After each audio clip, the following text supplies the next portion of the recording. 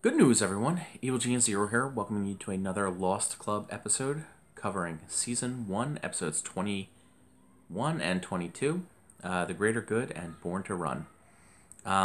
So, these episodes focus on Sayid and then Kate, respectively. So, Sayid is the Greater Good, Born to Run is Kate, the Greater Good.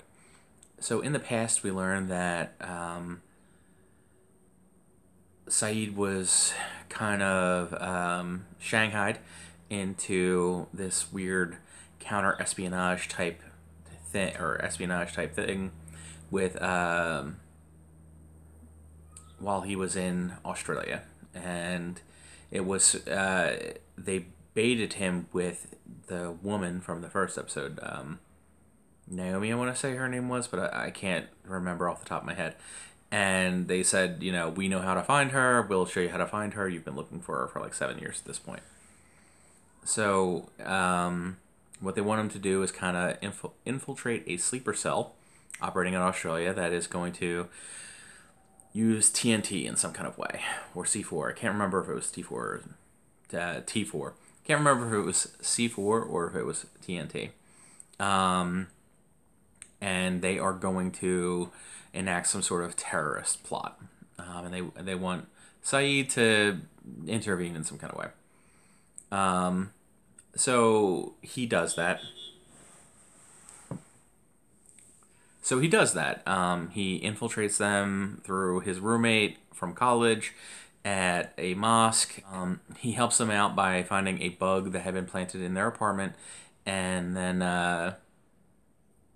it slowly works his way into their trust.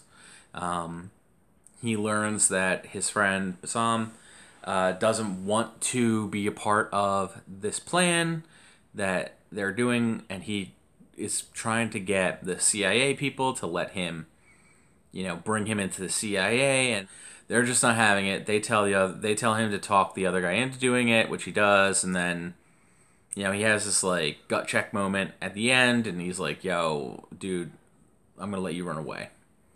To which the guy uses the gun on himself, kills himself, and Sayid basically stays over an extra day in Australia to make sure that this guy is buried properly, which is how he ends up on the flight that we, come to know and love as Oceanic 815, I think.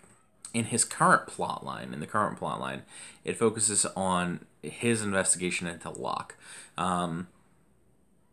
That fucking bitch Shannon sends him off to kill Locke because she thinks that he killed Boone, because Jack thinks that he killed Boone, or something like that. He interrogates him, not interrogates him, but he is following him around, interviewing him, that kind of thing. Locke shows him the plane.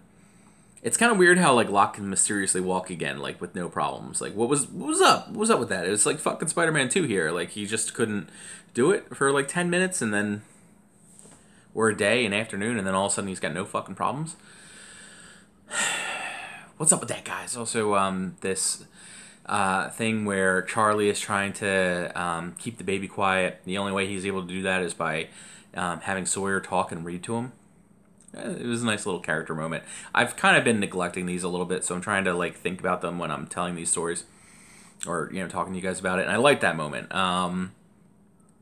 It's very cliche for these types of stories, but it was a nice, cute moment. Let's not deny it's a cute moment. So at the end of the episode, Sayid kind of confronts John about the hatch, because he knows that there's some sort of secret, and he's like, "Don't fucking lie to me. Don't even bother. I'm done hearing your lies." But it's after. Sorry, I skipped over this whole important thing. Kate drugs Jack to get him to sleep because he's still trying to run around like an asshole, and help everybody. And so he's sleeping. While he's sleeping, Shannon steals his key, gets a gun, and is going after Locke.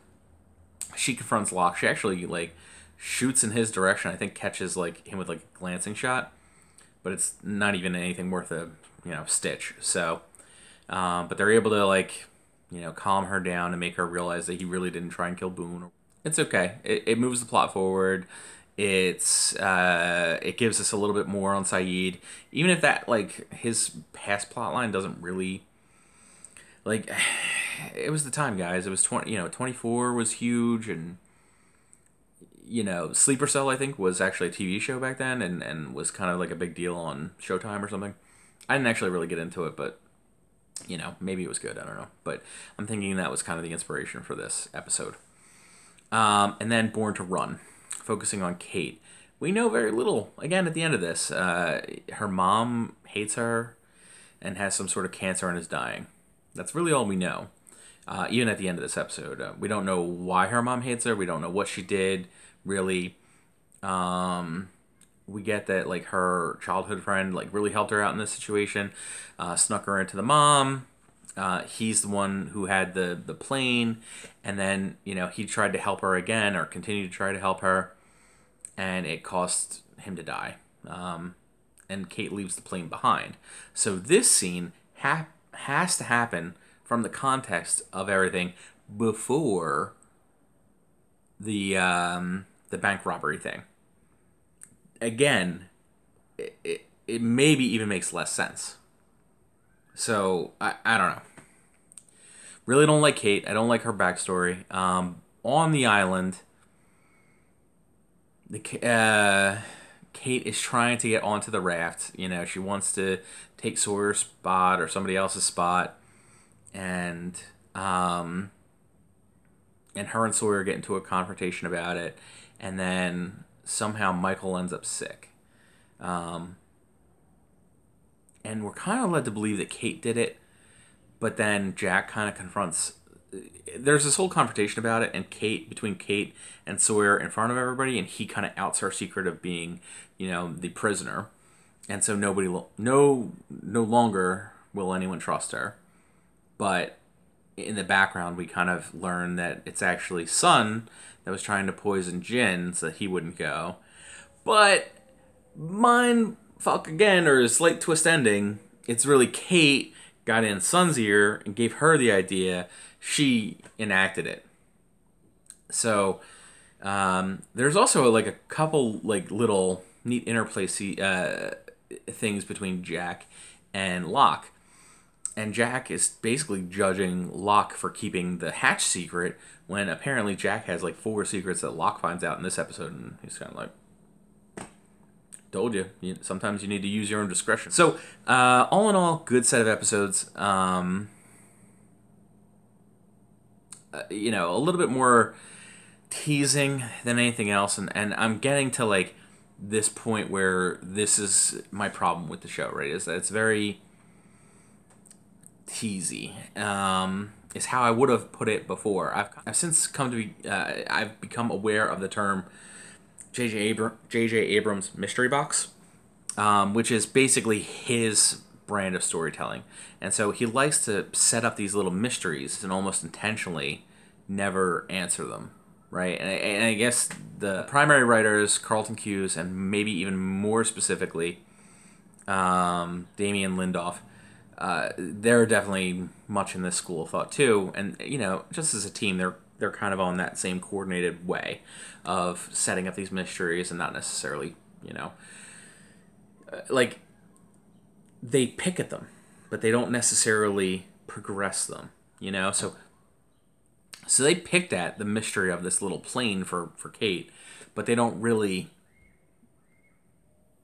explain anything with it. And it's a fucking toy. But you're like, what the fuck? What's up with this toy? What's up with this? Why is a grown person, like, obsessed with this toy? And it doesn't make any fucking sense. I mean, I've got a fucking Zoidberg there. Don't get me wrong, I love him. But, if the apartment burns down, I'm not fucking grabbing him before I grab anything else. Like, cell phone first, guys. All right. So that's that's this episode.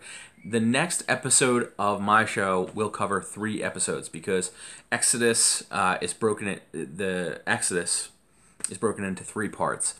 I don't know why I did the 3 before I said Exodus. So Exodus is broken up into 3 parts. So I'm going to do that in one longer episode of mine. So this one is running around 12 minutes right now, although it's probably going to get cut significantly, maybe down to 10. I would expect my next episode to be about 15 minutes, and it'll be next Tuesday. And then again, I'm probably going to have a longer episode next Thursday in which I kind of discuss the season as a whole and where we're at. If you please like, share, subscribe, all that fun stuff at EvilGenius0 on YouTube and Facebook. I'm sure there is a guy on Twitter with that name. Let's just leave that guy alone. All right, I don't know what's up with him. He's not with me. I'm not a Twitter person. I'm never going to be a Twitter person. So